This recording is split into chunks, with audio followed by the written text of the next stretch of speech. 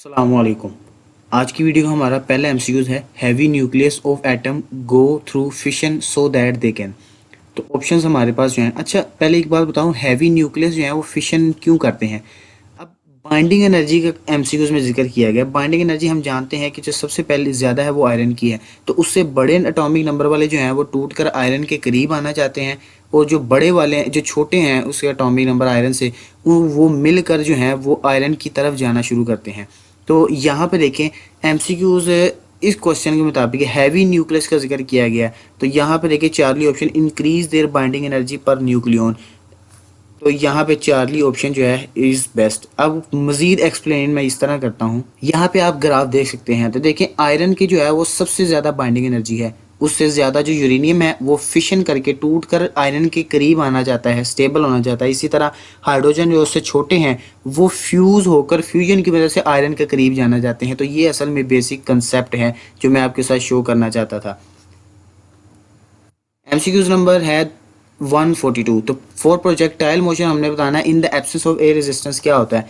तो हम ये तो बिल्कुल सिंपल एमसीक्यूज हम जानते हैं कि जब एयर रेजिस्टेंस एब्सेंट है, जब एयर रेजिस्टेंस ही नहीं है, तो horizontal acceleration is zero. Charlie option होगा। अब बाकी ऑप्शन देखिए, डेल्टा ऑप्शन अगर देखूं वर्टिकल एक्सेलरेशन, देखो वर्टिकल एक्सेलरेशन जीरो नहीं ना हो सकता। ये तो ग्रेविटेशनल एक्सेलरेशन वो तो ज़रूर होगा, तो डेल्टा तो बिल्कुल नहीं हो सकती। Horizontal force is constant. अब ये फोर्स कांस्टेंट तो नहीं ना होगी, जब एक्सेलरेशन ही नहीं है तो फोर्स भी ज़ीरो होनी चाहिए कांस्टेंट, क्योंकि फ्रिक्शन तो ज़ीरो है ना, तो बीटा भी नहीं। अब वर्टिकल स्पीड, और जब एक्सेलरेशन ही नहीं है तो मुझे बताएं स्पीड होगी, तो ये भी ऑप्शन इतनी मुनासिब नहीं है। तो Charlie is the best option. अब नेक्स्ट एमसीक्यूज है 143। The range of the projectile depends upon the velocity of the projectile and the angle of the projection. 145 ठीक है। For fixed velocity when the angle of projection is larger than 45 which of the following is correct. अच्छा हम जानते हैं कि जो projectile की range है वो 45 पे मैक्सिमम होती है, ये बात तो हम जानते हैं। इससे ज़्यादा अगर एंगल कर दिया जाए तो रेंज कम होना शुरू हो जाती है। हाँ अगर हाइट जो है वो 90 डिग्री पे मैक्सिमम होती है, तो अगर हम 45 से ज़्यादा करता जाएं तो हाइट बढ़ती जाएगी। तो देखें, और जो रेंज है वो कम होती जाएगी। तो both height and range attain projectile motion less, नहीं ये तो नहीं ना होगा। मैंने अभी रीज़न बताई, both height and range attain bye projectile, ये भी नहीं। The height attend by the projectile will be less but range is more, ये ऑपोजिट लिख दिया। Height attend by the projectile will be more but the range is less. तो delta is the option, यही है मुनासिब। मैंने कहा था 45 पे रेंज मैक्सिमम है, तो लेकिन 90 पे जो है वो हाइट मैक्सिमम होती है, इस वजह से डेल्टा इज़ द आंसर। मज़ीद एक्सप्लेन इस तरह मैं करूँ तो आप यहाँ पे देखिए, यहाँ पे दो फार्मूले लिखे हैं, तो आप क्लियरली देख सकते हैं कि हॉरिजॉन्टल जो फार्मूले में आप यहाँ पे रेंज में अगर यहाँ पे 45 पुट करें तो ये मैक्सिमम आएगी, और जो हाइट में 90 पुट करें तो तब मैक्सिमम आएगी। तो ये रीज़न थी, मैंने बताया था यहाँ पे 45 आएगा, यहाँ पे 90 आएगा।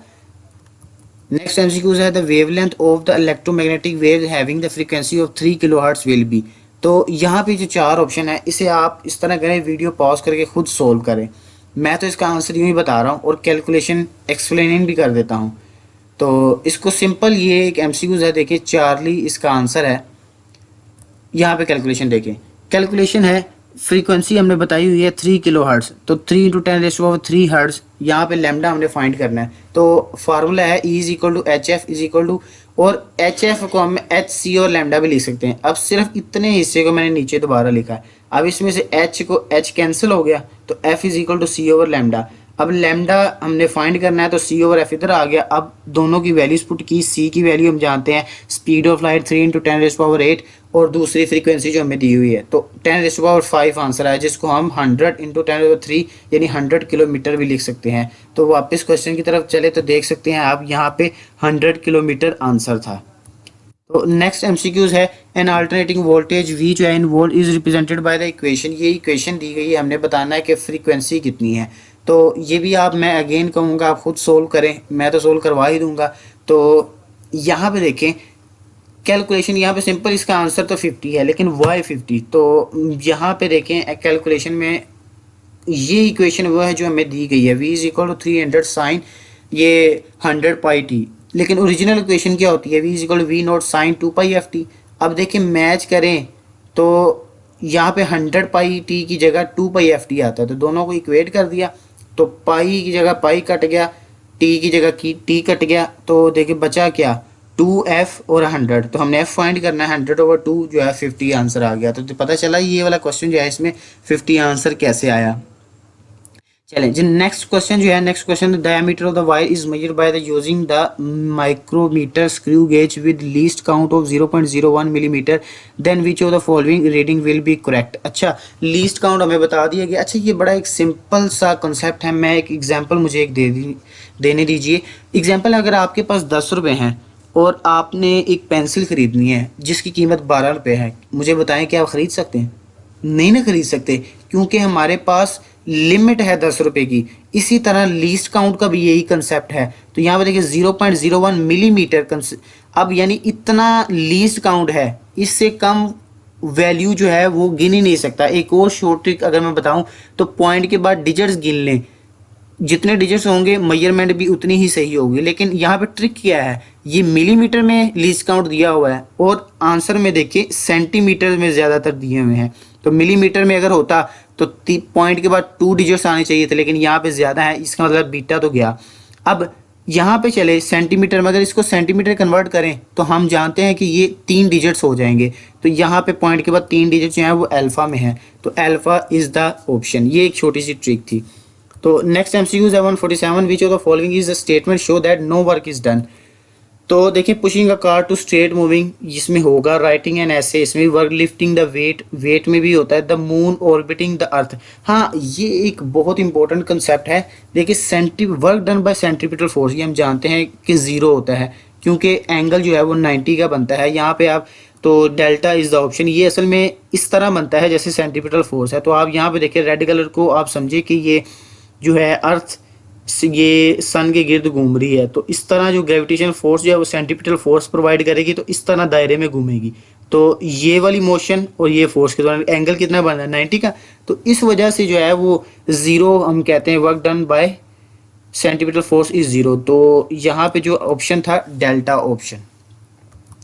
तो नेक्स्ट MCQ है, when the length of the simple pendulum is double then the ratio of its new time period to its old time period is. तो ये एक सिंपल MCQ है, लेकिन मैंने यहाँ पे इसे भी सोल्व कर दिया। तो देखिए, यहाँ पे असल में चार्ली इसका आंसर है। कैसे देखें, टोटल टाइम पीरियड जो है वो T=2πL/g, ठीक हो गया। लेकिन टाइम T डैश जो है वो 2π2L, जब टाइम पीरियड लेंथ डबल की तो मैंने यहाँ पे 2 लिख दिया, तो 2 को बाद में बाहर निकाल देंगे। असल में यहाँ पे √2 आना है, यहाँ पे ये वैसे लिख दिया गया, सॉरी, यहाँ पे √2 आएगा, √2 बाहर आ गया तो 2πL/g। तो यहाँ पे सही लिखा हुआ है, T जो डैश है is equal to √2 into T, और फिर हमने ये T dash over T find करना है। तो देखें √2 आंसर आता है। तो यहाँ पे क्वेश्चन की तरफ वापस चले तो Charlie is the best option. तो नेक्स्ट MCQ है रेक्टिफिकेशन सर्किट। असल में question, the direction of the current through the load resistance of the full wave rectification is.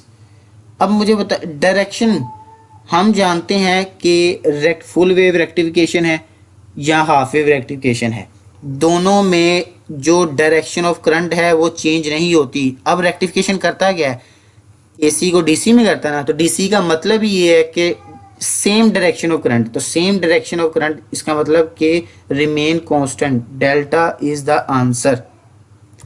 तो नेक्स्ट MCQ है, a wire has a spring constant of this stretched by the force. ये इतना उसने बताया है कि एक्सटेंशन है। Calculate the strain energy, ये कैलकुलेशन वाला है, अगेन आप खुद सोल्व करें वीडियो पॉज करके। तो यहाँ पे जो इसका आंसर है वो तो देख ही लें, हम कैलकुलेशन की तरफ चलते हैं। क्वेश्चन है, यहाँ पे स्प्रिंग कांस्टेंट दिया हुआ था K, चेंज इन लेंथ जो है एक्सटेंशन वो भी दी हुई है, हमने स्ट्रेन एनर्जी फाइंड करनी थी। असल में फार्मूला है half F into delta L। लेकिन यहाँ पे देखिए, मुझे हमारे पास फोर्स नहीं है, तो पहले फोर्स फाइंड करेंगे, F is equal to K delta L, यानी F is equal to KX वाला। तो यहाँ पे वैल्यूज पुट की, इसका 70 आंसर आया। फिर इस फार्मूले में इसकी वैल्यूज पुट की तो देखिए 4.9 10⁻² आंसर आता है। तो क्वेश्चन की तरफ वापस चलें तो देख सकते हैं हम कि यहाँ पे डेल्टा जो है आंसर क्यों है। नेक्स्ट MCQ है, if two objects of equal masses are moving towards each other with the same speed v, then what will be the total final momentum after elastic head on collision. अच्छा, मुझे आप देखिए, ये एक simple है, लेकिन मैं अगर एक सिंपल एक बात बताऊं, इसका आंसर तो डेल्टा है, ये बात तो क्लियर होगी। अब क्यों डेल्टा? अब यहाँ पे ये वाले बॉल को देखें, क्या इस डायरेक्शन पे जा रहा है, सपोज राइट साइड पे, ये वाला लेफ्ट साइड पे। तो दोनों, पहले वाले का अगर P1 मोमेंटम है मूविंग टूवर्ड्स राइट, दूसरे वाले का मोमेंटम टूवर्ड्स लेफ्ट, हमने ऑपोजिट डायरेक्शन की वजह से इसके साथ माइनस लगा दिया। अब टोटल मोमेंटम क्या होगा, दोनों को ऐड कर दें, दोनों को ऐड करें तो एक की डायरेक्शन माइनस है, तो देखें जमा माइनस माइनस, तो कैंसिल करके आंसर क्या है, ज़ीरो। तो ये रीज़न है जो इसका आंसर है मोमेंटम ज़ीरो क्यों हुआ। अच्छा, अब नेक्स्ट है molecules of gas at constant pressure at a fixed amount of gas have average kinetic energy x, increase the temperature from 27 degree centigrade to 327 Celsius, average kinetic energy of the molecule will become। अच्छा, ये बड़ा मज़े वाला MCQs है और बहुत इस तरह के एमसीक्यूज आते हैं, बहुत ज़्यादा आते हैं। तो यहाँ पे इसका आंसर आप देख ले, सोच ले मन में खुद ही। तो मैं यहाँ पे आंसर बताता हूँ, इसका आंसर है डेल्टा। क्यों? आप याद रखें जो फार्मूला है केल्विन को सेल्सियस में चेंज करने का, वो क्या है, यानी सेल्सियस में 273 ऐड कर दो, केल्विन में हो जाएगा। तो हमारे पास पहले जब भी टेम्परेचर वाला क्वेश्चन सोल्व करना है, यानी कि चैप्टर 11 में से एमसीक्यूज आए, तो आपने इसे केल्विन में चेंज करना लाजमी है। अब क्योंकि ऐसा यूनिट है तो 227 को जब केल्विन में चेंज करेंगे 300, 327 को 600। अब मुझे बताएं, क्या टेम्परेचर और काइनेटिक एनर्जी का डायरेक्ट रिलेशन है? सिंपल बात है। अब काइनेटिक एनर्जी टेम्परेचर सॉरी कितना हो रहा है, टेम्परेचर डबल हो रहा है। टेम्परेचर डबल होने का मतलब, जब टेम्परेचर डबल है तो काइनेटिक एनर्जी भी डबल। तो देखिए काइनेटिक एनर्जी अगर x थी तो बाद में कितनी हो जाएगी, 2x। तो सिंपल हो गया। अब ये अगर कंसेप्ट समझ में आ गया, तो अब मैं अगर आपसे क्वेश्चन पूछूं 300 से 600 की बजाय मैंने 900 कर दिया, तो तब कितना होगा? यकीनन आप बता सकते हैं कि 3 से 6 जो है वो 2 टाइम्स हुआ था, फिर 6 से फिर आगे जो है वो 3 टाइम्स हो जाएगा। तो इस तरह आप बता देंगे कि 3 टाइम्स जो है वो टेम्परेचर बढ़ गया है। नेक्स्ट एमसीक्यू है ना, automobile is moving forward with uniform velocity due to the force exerted by its engine. If that force is double with the velocity remaining constant, what happen to its total power. ये एक simple MCQs है। तो देखें ये relation हमने पढ़ा है जो पावर का, P is equal to F dot V. तो अब V जब कांस्टेंट रख दिया जाए तो फोर्स बढ़ाने से पावर कब बढ़ेगी, जब फोर्स को डबल करें तो पावर भी क्या हो जाएगी, डबल हो जाएगी। ये तो बिल्कुल सिंपल से एमसीक्यू था, आप यहाँ पे देख भी सकते हैं। P is equal to F V, जब फोर्स को डबल किया है, V कांस्टेंट है, तो देखें फोर्स को डबल करेंगे तो पावर भी डबल हो जाएगी। नेक्स्ट एमसीक्यू है, in double slit experiment the fringe spacing of different rays increasing. इसकी ऑप्शंस थोड़ी लेंथी हैं, तो आप इसकी खुद ही आंसर देख लें वीडियो पॉज करके, मैं ज़रा टाइम बचाना चाह रहा हूँ। तो distance between the screen and the slit decrease करने से असल में हमने बताना है in double slit experiment the fringe spacing जो है वो कैसे बढ़ती हैं। तो the wavelength of the diffracted wave increase, हाँ ये बीटा ऑप्शन लग रही है मुझे। The distance from the mid point of the slit, ये भी नहीं है, बीटा जो है वो आंसर है। क्यों? तो यहाँ पे देखें फार्मूला एक्सप्लेन, तो y is equal to L lambda over D. तो आप देख सकते हैं कि y का और लैम्डा का डायरेक्ट रिलेशन है। तो क्वेश्चन में अगर हम चलें तो क्वेश्चन के मुताबिक देखिए बीटा ऑप्शन जो है ना, wavelength of the diffracted waves increases, तो वेवलेंथ बढ़ेगी तो जो डिफरेंट रेज इंक्रीज हो जाएंगी, डबल स्लिट एक्सपेरिमेंट में फ्रिंज स्पेसिंग भी इंक्रीज हो जाएगी। तो इस वजह से बीटा जो है वो इसका आंसर है। नेक्स्ट एमसीक्यूज है, the area under the extension load graph जो है वो हमें an elastic material whose elastic limit जो है not been exceeded gives it. अच्छा ये बड़ा सिंपल है लेकिन ट्रिकी हो जाता है, सोचने से पहले आंसर हमारे जहन में आता है यंग मॉडुलस, लेकिन यंग मॉडुलस रॉन्ग आंसर है। इसका करेक्ट आंसर है बीटा, स्ट्रेन एनर्जी वाई।